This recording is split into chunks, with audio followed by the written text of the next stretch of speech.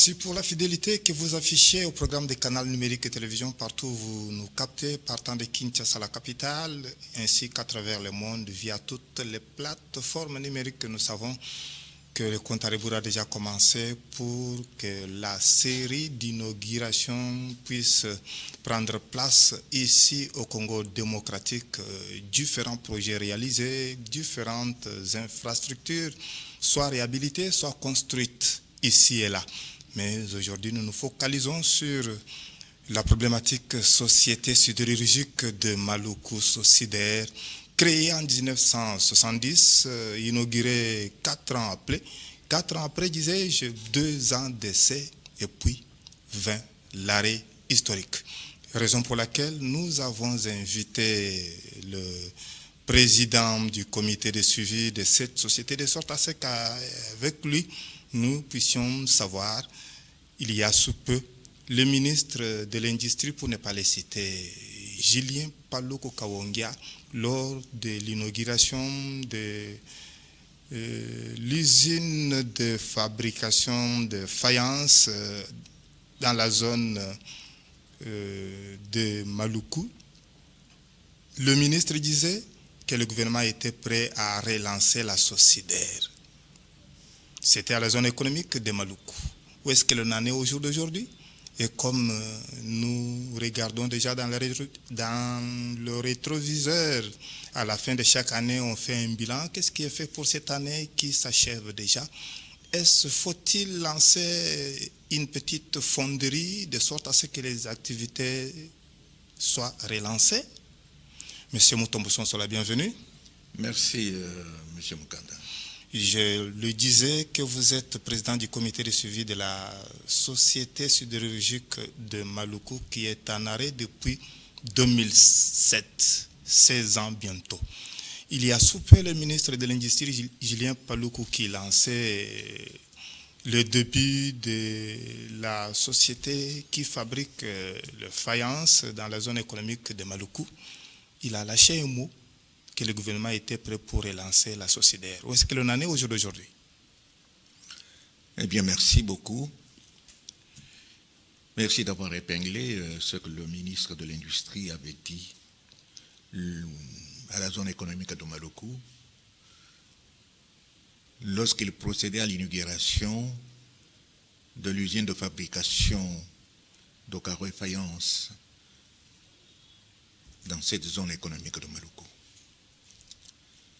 Cette déclaration du ministre résonne encore dans les oreilles de tous les travailleurs du complexe sidérurgique de Maluku. Parce que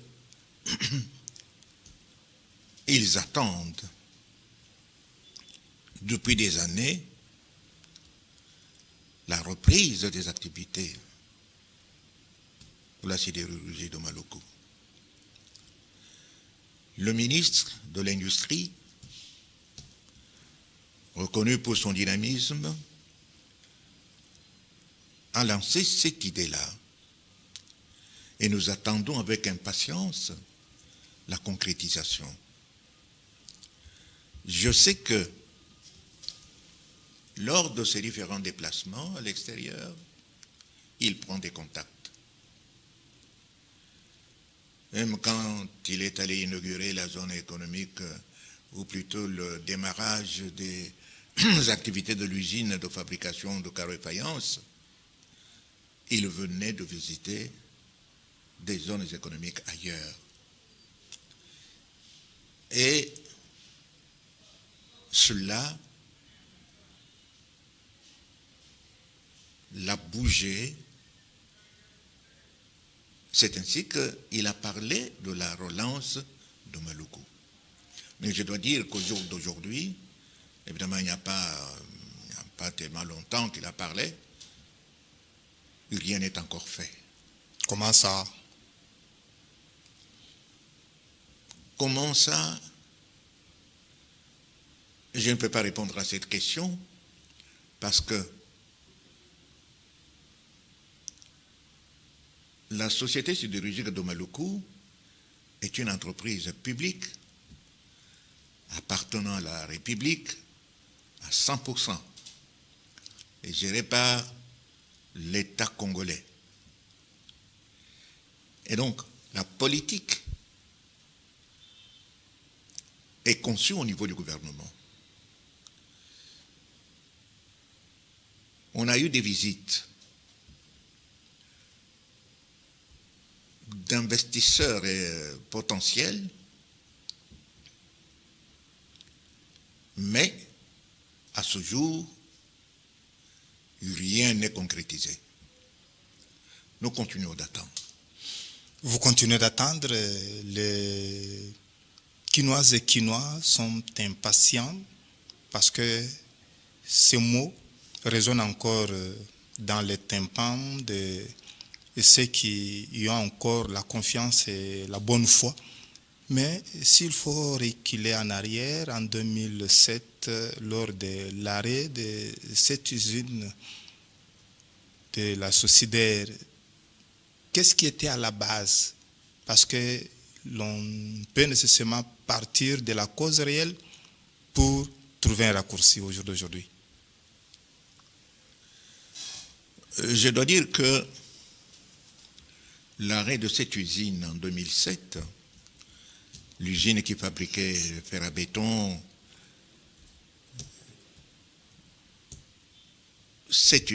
les causes sont pratiquement les mêmes que pour l'usine à froid qui fabriquait les tôles. C'était quoi? Eh bien, je peux commencer par l'usine à froid qui s'est arrêtée la première. Cette usine, tout comme celle qui est là, l'usine à chaud, étaient les résultats des études faites par un consortium italo-allemand. Et il avait été conçu au départ que l'usine à froid utiliserait les rouleaux de tôle importés, on appelait coil. Ces rouleaux allaient être adaptés par l'usine d'Omaluku, selon les besoins. Mais il est arrivé à un moment donné, les devises étrangères étaient rares sur le marché congolais et l'importation de ces rouleaux de tôle, de ces coils, Pesé. oui, ça devenait un problème. Et les importations ayant cessé, l'usine n'avait plus de matières premières pour fonctionner. L'acquisition des matières premières posait problème. Ça posait problème. Et donc, en 1976, soit 2 ans après l'inauguration, cette usine a cessé de fonctionner pour cette raison-là. Il n'y avait pas de raccourci. Il n'y en avait pas. Et on a continué à travailler avec l'usine à chaud pour les barres de fer et les profilés. L'usine à chaud travaillait avec la mitraille locale ou importée. Mais au départ, on a surtout utilisé la mitraille locale que des particuliers allaient vendre à la Sociédaire. Avec le temps, la mitraille de bonne qualité disparaissait et les difficultés commençaient pour cette usine. Il était prévu qu'au-delà de la mitraille locale, on pouvait importer de la mitraille. Vous voyez de nouveau la difficulté d'importer la mitraille. Les mêmes causes produisant les mêmes effets. Exactement. Et c'est ainsi que l'usine a fonctionné par intermittence, selon les possibilités qui se présentaient. Et en 2007, l'usine était à l'arrêt.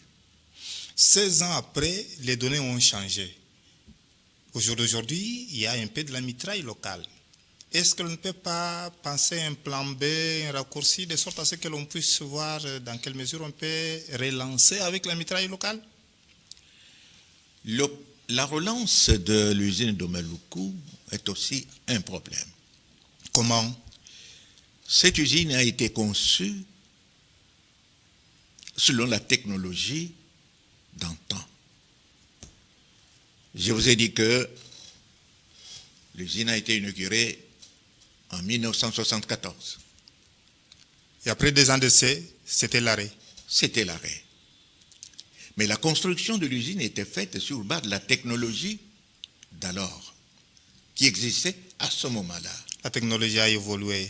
Beaucoup évolué, la technologie a beaucoup évolué, d'où une question.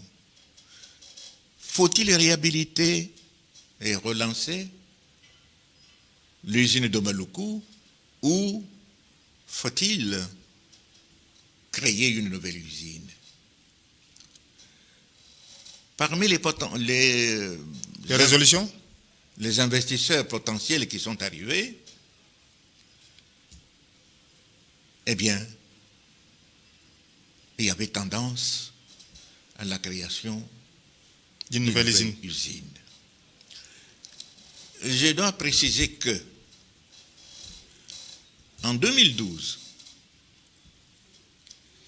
le gouvernement de la République avait signé un accord avec une société américaine pour la réhabilitation et la relance. Et après analyse de la situation, cette société américaine avait dit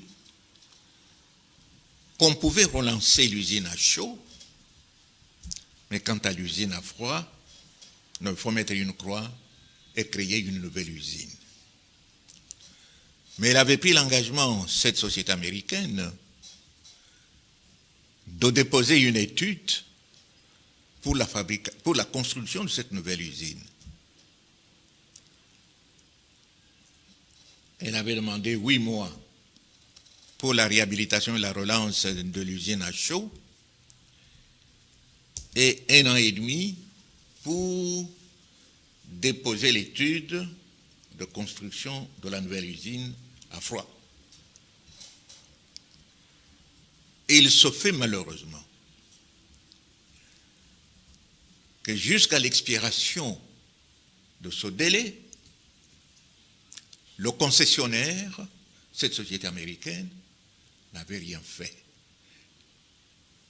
pour les 2 usines. Il n'y avait pas d'étude faite? L'étude pour l'usine à froid n'était pas faite. Il n'y avait pas de cause avancée? Il n'y avait pas d'avancée jusque-là.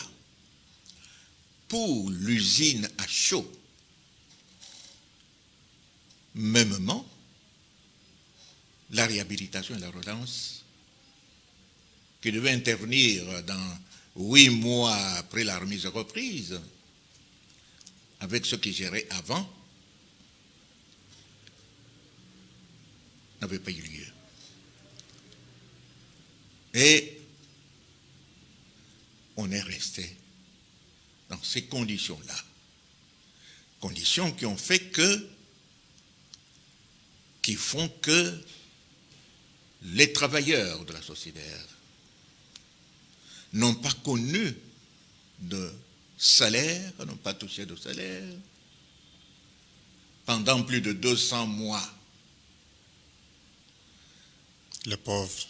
Quand il y a quelque chose qui se présente, qui tombe dans la corbeille, on accorde des petites avances sur les salaires. Et ces maigres recettes proviennent Au loyer? proviennent des loyers des maisons mises en location. Et je dois dire que la plus grande partie de ces maisons se trouve louées, occupées par la police nationale, par les forces armées et par l'enseignement primaire et secondaire technique. Je crois que la suite, vous comprenez. C'est la dette de l'État. Voilà. État propriétaire de l'usine. L'État qui en dernier ressort est considéré comme l'employeur de tous ses travailleurs. On va parler de ces chapitres-là, mais au jour d'aujourd'hui, parce que nous sommes dans la logique de consommer congolais, et s'il faut que vous puissiez faire des propositions pour la relance comme raccourci, il faille que l'on relance à une petite fonderie ou qu'est-ce que l'on peut faire de sorte à ce que l'on puisse voir, ne fût-ce que le début des activités à la société sidérurgique de Maluku, soit avec cette mitraille locale.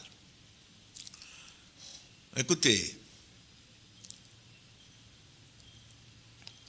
lorsque on discutait avec les investisseurs potentiels qui se présentaient, on avait retenu que, avec la technologie actuelle, on peut concevoir une petite usine, une usine à dimension réduite par rapport à l'actuelle, mais qui produirait beaucoup. Mais cela suppose, dans tous les cas, il faille disposer des capitaux. Des capitaux frais. Capitaux frais. Et nous avons même, dans le cadre du comité de suivi, proposé que si le gouvernement, comme c'est le cas actuel, ne dispose pas de capitaux propres, il peut recourir à l'association avec des capitaux privés. C'est faisable. Les privés locaux, les privés étrangers. Nous l'avons, noir sur blanc, proposé au gouvernement. Pas de réponse? À ma connaissance, pas de réponse à ce jour. Et nous avons continué dans les propositions en disant que si ces capitaux ne peuvent pas être réunis, il faut alors envisager la dissolution, la liquidation de la société. De la société. Ce qui n'a pas été fait jusqu'à présent. Voilà ce que je peux vous dire. Est-ce que le ministre Julien Paluku Kahongya, qui avait pris le courage de lâcher ce mot de la relance de la société lors de l'inauguration de l'usine de fabrication de carreaux et faïences, avait la maîtrise de toutes les données que vous êtes en train de présenter ici, ou bien c'était d'emblée après les tours qu'il a fait ailleurs? Le ministre Paluku disposait de tous ces éléments parce que, tout d'abord, je dois signaler que le contrat de concession signé par le gouvernement avec la société américaine Global était signé par le ministre Paluku, le ministre de l'Industrie et le ministre du Portefeuille. Ce sont ces deux-là qui représentaient le gouvernement. Le ministre du Portefeuille, parce que c'est lui qui a dans ses attributions l'administration et la gestion du portefeuille de l'État. Et l'industrie a dans ses attributions la politique industrielle. Donc, le ministre était en possession de ces éléments-là. Et j'ai dit tout à l'heure que lors de ses déplacements à l'extérieur, il prend des contacts. Et même quand il a parlé de la relance de Maluku lors de l'inauguration de l'usine de fabrication de carreaux et faïence à la zone économique de Maluku, il savait de quoi il parlait. Mais le ministre, il a ses bonnes idées, mais qui ne suffisent pas. Les bonnes idées ne suffisent pas. Dans le cas présent, il faut des moyens, notamment des capitaux, pour faire face à cette situation qui existe. Mais il y a des petites fonderies qui existent ici à Limete, ici et là. Est-ce que l'on ne peut pas tenter une nouvelle aventure de sorte à ce que l'on puisse voir, ne fût-ce que le début des activités? Il y a la mitraille locale qui fait vivre les étrangers qui sont venus investir chez nous au Congo. Oui, je sais qu'il y a des petites fonderies qui existent. Mais la société ne peut pas relancer avec la petite fonderie. Se mettre à ce niveau-là. C'est plus bas. C'est trop bas. L'État ne peut pas tomber si bas. Lorsque j'ai dit que des investisseurs potentiels nous ont dit qu'on peut construire une usine plus petite que l'actuelle, cela ne veut pas dire qu'on va descendre à ce niveau-là. Une usine plus petite, c'est une dimension déjà plus grande que celle que nous trouvons à Limete ailleurs. À Limete. Il faut donc des moyens conséquents pour utiliser la technologie actuelle et faire quelque chose valable pour l'État. Voilà pourquoi on ne peut pas descendre trop bas. Voilà, nous y reviendrons en 2024. Mais entrons un peu dans les chapitres de maisons que vous faites louer aux tierces.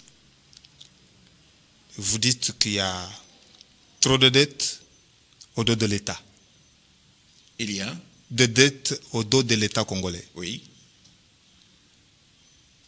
Vous n'avez jamais contacté les ministres des tutelles de sorte à ce que vous puissiez nécessairement trouver même une voie de sortie? Tous les 3 mois, j'écris à ces ministres pour leur communiquer l'enveloppe qu'ils doivent, que leur administration doit à la société. Vous parlez du ministre de la Défense nationale, ministre de la Défense, de l'EPST, ministre de l'Intérieur, en ce qui concerne la police, et de l'EPST. Oui. Donc, les chiffres sont bien connus là-bas.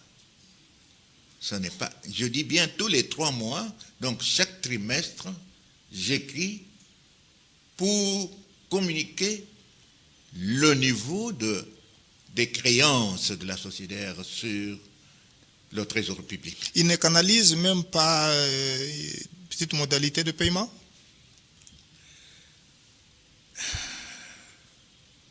Nous avons des promesses, nous attendons. Nous avons des promesses, nous attendons. Nous avons un dossier en cours. Je ne sais pas quand est-ce que ça va aboutir. Nous sommes dans les démarches auprès des administrations compétentes des finances et nous attendons. Il y avait aussi un groupe de gens qui cherchaient à s'accaparer certaines maisons que la société faisait louer aux tierces. Où est-ce qu'elle en est? Parce qu'il y avait même déjà un procès sur ce dossier. Eh bien,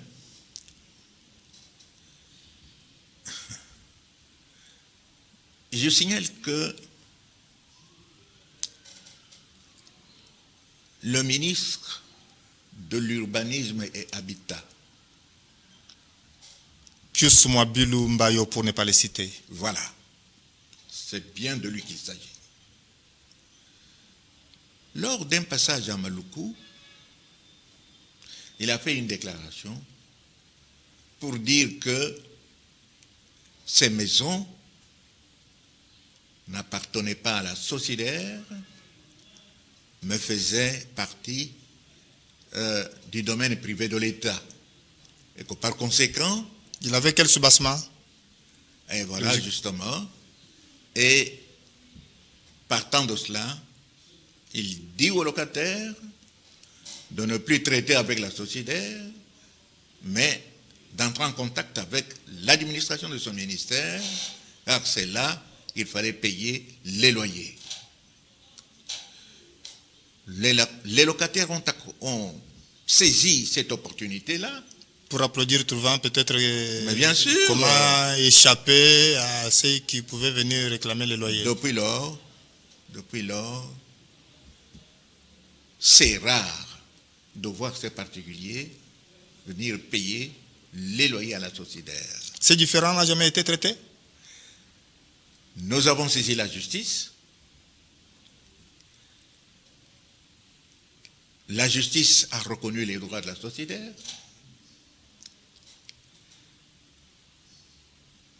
C'était au niveau du tribunal de grande instance. Les locataires sont allés en appel à la cour d'appel de Matete.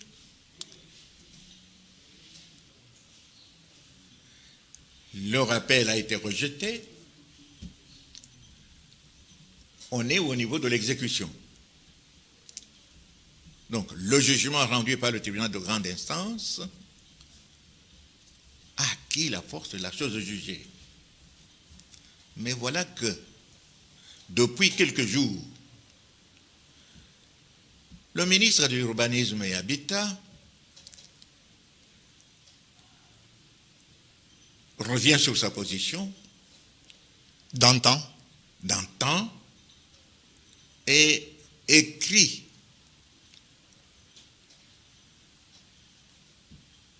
non seulement ses administrations, à l'administration de l'urbanisme et habitat, mais envoie et copie de sa lettre à tous les niveaux du pouvoir pour dire que il ne faut pas exécuter ce jugement-là.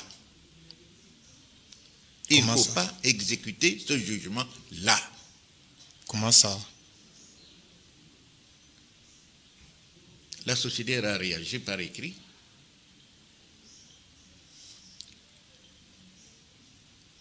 En lui faisant voir que ce n'était pas exact de tenir un tel langage. Que ce n'était pas, tout d'abord, de son pouvoir de suspendre l'exécution d'une décision judiciaire. Non. Non. Bon. Nous avons écrit et nous attendons. Est-ce que la Sociédaire a essayé d'entrer en contact avec le ministre de l'Urbanisme et Habitat, Pius Mwabilumbayo Mukala, ne fût-ce que pour échanger? Peut-être que ça peut résoudre, ça peut trouver une issue heureuse. Nous avons écrit au ministre de l'Urbanisme et Habitat, qui n'a pas réagi. Le ministre n'a pas réagi. Mais ce silence-là ne profite pas à la Sociédaire, ça fait pourrir la situation. Ça ne profite pas à la Sociédaire parce que la Sociédaire veut que le jugement soit exécuté et qu'on la laisse gérer ces maisons comme le font toutes les autres entreprises publiques. Comme par le passé. Peut-être que le ministre... Lui prétend que ces maisons de Maluku appartenaient à la Ciderna, et comme la Ciderna n'existe plus, a été dissoute, ça revient à son ministère. Nous avons écrit pour montrer que le ministre est sous-informé. Peut-être qu'il était induit en erreur.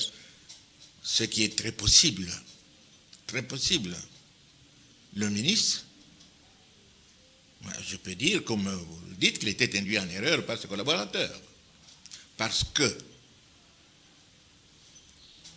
après la dissolution de la Siderna, entreprise publique Siderna, en 2004, le président de la République a pris 2 décrets. Le premier créant la Sociédaire, entreprise publique, parce que la Sociédaire qui existait avant était une société d'économie mixte. Et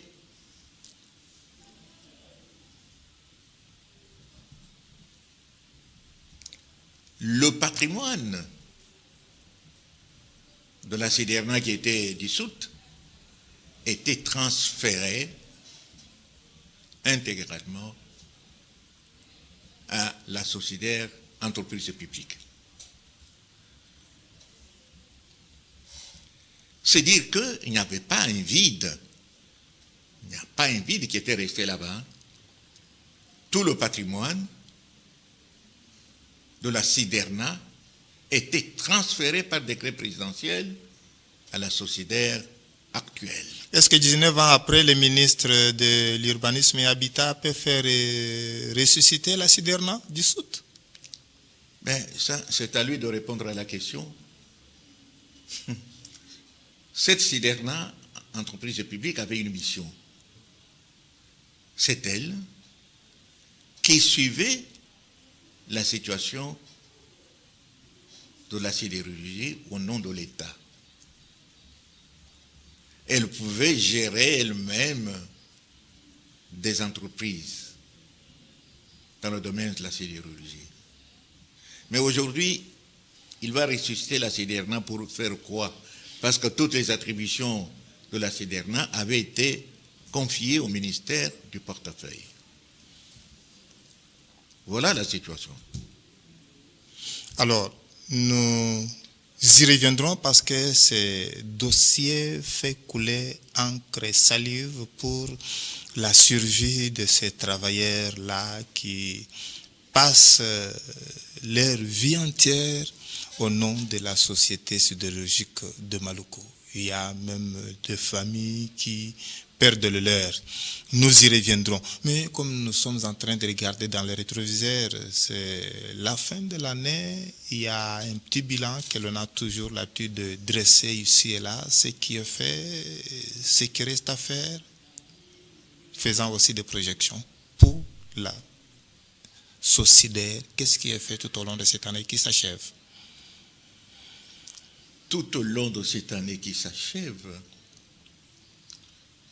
les usines arrêtées, l'une en 1974 et l'autre en 2007, sont restées dans cet état-là.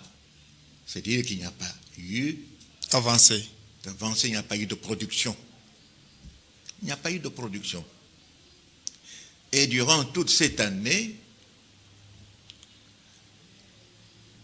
la seule ressource de la Sociédaire, c'est le loyer. il y a des maisons qui posent problème. Et ça pose problème, comme nous venons de le dire. Ça pose problème. Parce que même les particuliers ne viennent pas payer régulièrement. Profite de la situation confuse. Créée par le ministre de l'Urbanisme et Habitat. Et Top Congo m'a dit, lorsque le ministre a pris sa décision, a fait sa déclaration, j'avais été contacté par Top Congo et j'avais expliqué la situation comme je vous l'ai dit tout à l'heure. Et le ministre ne reculait pas? Non. Non. Et ça continue jusqu'aujourd'hui. Je vous ai parlé de sa dernière lettre. Peut-être que c'est un dossier qui sera traité dans une réunion interinstitutionnelle, par exemple, parce que ça concerne maintenant les 4 ministres. Et nous avons même souhaité dans l'une de nos correspondances que cette situation fasse l'objet d'un débat au niveau du gouvernement, qu'une décision soit prise à ce niveau-là et rendue publique à l'issue de la réunion du gouvernement. Vous avez écrit? Nous avons écrit.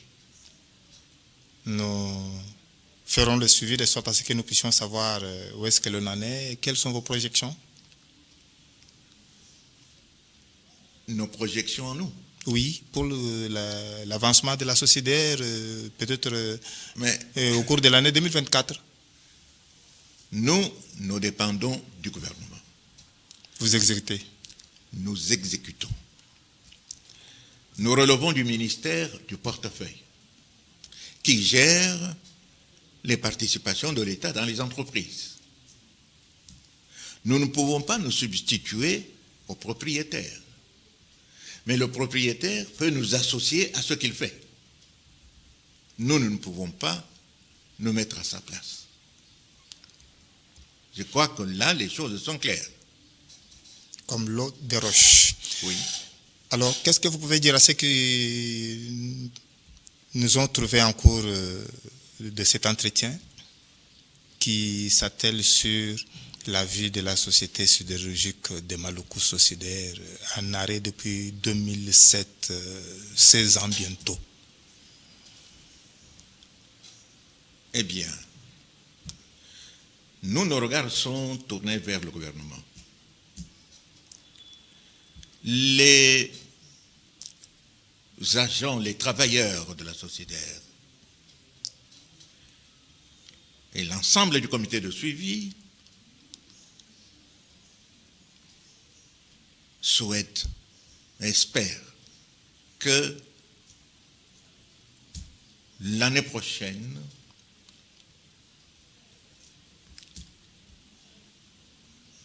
qu'on puisse souffler.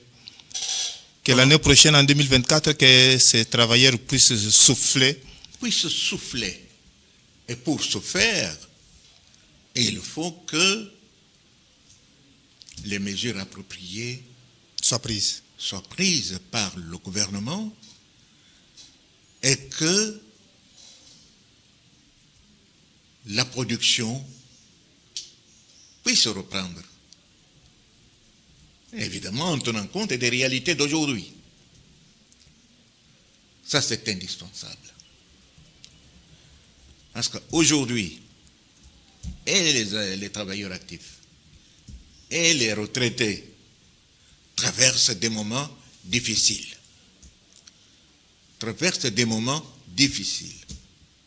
Et nous souhaitons vivement que les travailleurs de la société, l'ensemble du personnel, retrouvent du sourire.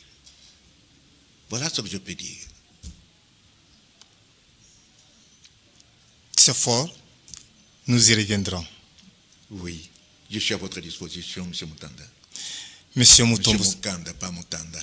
Monsieur Moutombo Sonsola, je rappelle que vous êtes président du comité de suivi de la SOSIDER, Société sidérurgique de Maluku, en arrêt depuis 2007, 16 ans bientôt, et qui a connu cet arrêt juste après 2 ans d'essai, inauguré en 1974, et 2 ans après, l'arrêt historique vint bloquer cette société.